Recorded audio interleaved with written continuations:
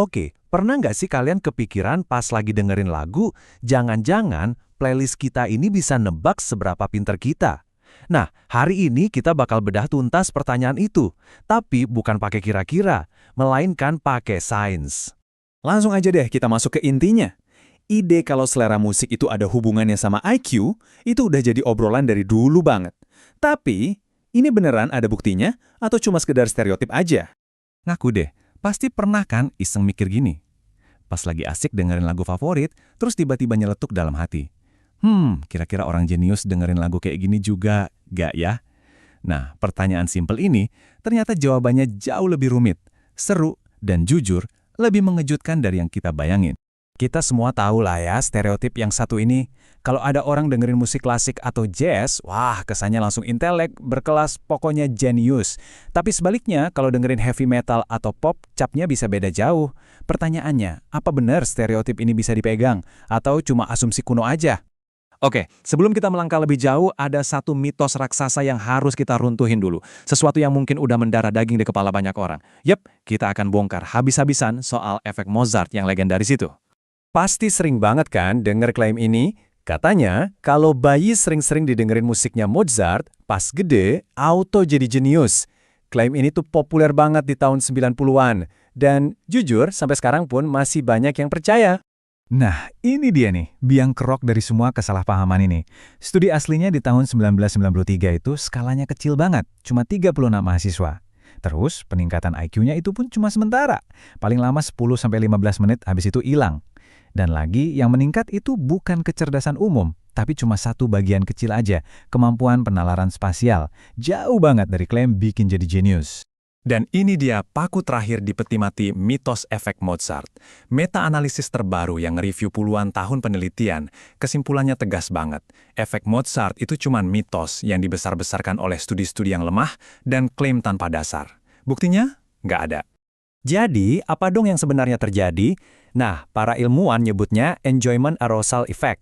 Gampangnya gini, stimulus apapun, mau itu musik, cerita, atau bahkan minum kopi, yang bikin mood lo bagus dan bikin lo lebih melek, itu bisa ningkatin performa otak sesaat.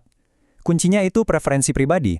Kalau lo lebih semangat dengerin musik rock daripada Mozart, ya musik rock itulah efek Mozart versi lo. Jadi intinya, dengerin aja apa yang lo suka. Oke, mitos udah beres. Sekarang, kita masuk ke teori yang jauh lebih keren dan, jujur, agak provokatif. Kita bakal coba lihat hubungan antara musik dan IQ dari kacamata psikologi evolusioner. Kenalin, namanya hipotesis Savana IQ. Gampangnya gini, otak kita ini kan didesain di zaman batu, buat bertahan hidup di sabana Afrika. Nah, menurut teori ini, kecerdasan umum atau IQ itu sebenarnya adalah alat khusus yang berevolusi untuk memecahkan masalah-masalah yang baru. Hal-hal aneh yang nggak pernah ditemuin sama nenek moyang kita di zaman itu. Sekarang, kita coba terapin teori ini ke musik. Buat otak zaman batu kita, musik yang baru itu kayak apa sih? Musik paling kuno, paling natural buat manusia itu ya vokal, nyanyian, senandung, itu wajar banget. Nah, musik instrumental murni yang sama sekali nggak ada suara manusianya, itu adalah sebuah penemuan yang relatif modern. Sebuah stimulus yang aneh dan baru bagi otak kita. Dan gokilnya, prediksi teori ini terbukti. Banyak banget penelitian yang nemuin korelasi positif yang kuat antara skor IQ tinggi dengan kesukaan pada musik instrumental. Dan ini berlaku buat banyak genre loh, bukan cuma klasik aja. Entah itu jazz, big band, bahkan sampai ambient elektronika, polanya sama. Hubungan ini bahkan tetap ada meskipun faktor pendidikan dan status ekonomi udah dikontrol. Nah, disinilah ceritanya jadi makin seru. Kalau orang pintar itu suka musik instrumental yang kompleks, terus gimana nasibnya genre-genre yang selama ini dapat cap jelek? Siap-siap, karena ini bakal ada plot twist. Ini pertanyaan penting kan?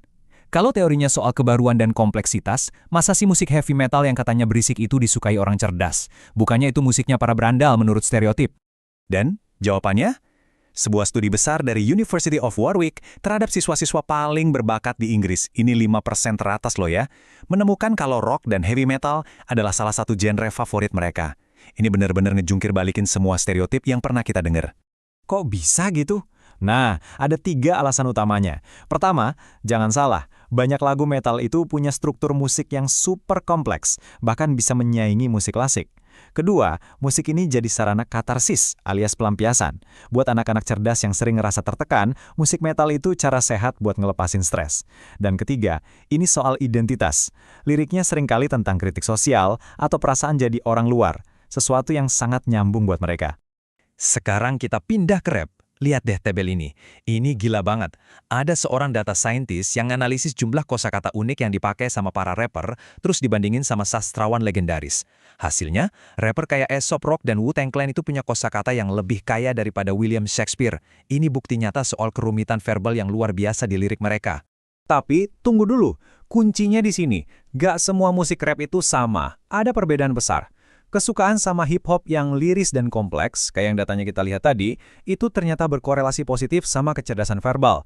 Sebaliknya, rap yang lebih komersial atau trap yang liriknya repetitif dan sederhana, malah cenderung berkorelasi negatif sama skor IQ. Jadi, jenisnya sangat menentukan. Oke, kita udah ngebongkar mitos Mozart, ngomongin teori otak zaman batu, sampai ke paradoks metal dan rap yang mengejutkan. Jadi, apa sih benang merah dari semua ini? Dan inilah kesimpulan utamanya. Lupakan sejenak label-label genre kayak pop, rock, atau klasik. Karena kalau kita lihat dari semua kasus tadi, ternyata yang paling penting itu bukanlah genrenya, tapi pola atau karakteristik yang ada di dalam musiknya itu sendiri. Jadi, pola kayak gimana sih yang dicari sama otak dengan IQ tinggi? Pertama, kompleksitas. Mereka suka struktur musik yang rumit dan gak gampang ditebak.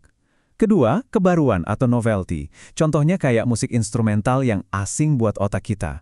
Dan ketiga, kekayaan emosi dan lirik. Mereka nyari kedalaman yang bisa menstimulasi pikiran sekaligus perasaan. Nah, fenomena ini melahirkan tipe pendengar baru yang disebut cultural omnivore. Ini adalah orang-orang cerdas yang nggak lagi terkotak-kotak dalam satu genre. Hari ini mereka bisa nikmatin sonata Mozart, besoknya loncat ke riff gitar teknikal dari band metal, dan lusanya menikmati permainan kata dari rapper yang cerdas. Mereka mencari kualitas, dimanapun kualitas itu ada. Dan ini dia, petunjuk terakhir yang paling penting. Orang dengan IQ tinggi itu bukan cuma mendengarkan musik secara berbeda, tapi mereka juga menggunakan musik secara berbeda. Mereka sadar kalau lagi butuh fokus tingkat tinggi, musik dengan lirik itu bisa jadi gangguan. Jadi mereka secara strategis milih musik instrumental buat bantu konsentrasi. Ini bukan lagi soal selera, tapi soal strategi. Jadi, pada akhirnya pertanyaan yang lebih tepat itu mungkin bukan apa yang playlistmu katakan tentang angka EQ-mu, tapi apa yang playlistmu katakan tentang cara berpikirmu. Playlistmu mungkin nggak bisa ngasih skor pasti, tapi ia bisa jadi cermin yang jujur tentang caramu memproses informasi. Apakah kamu seorang pencari kebaruan, penikmat kompleksitas, atau seorang arsitek mental yang pakai musik sebagai alat? Coba deh, sekarang lihat lagi playlist kalian dengan kacamata yang baru.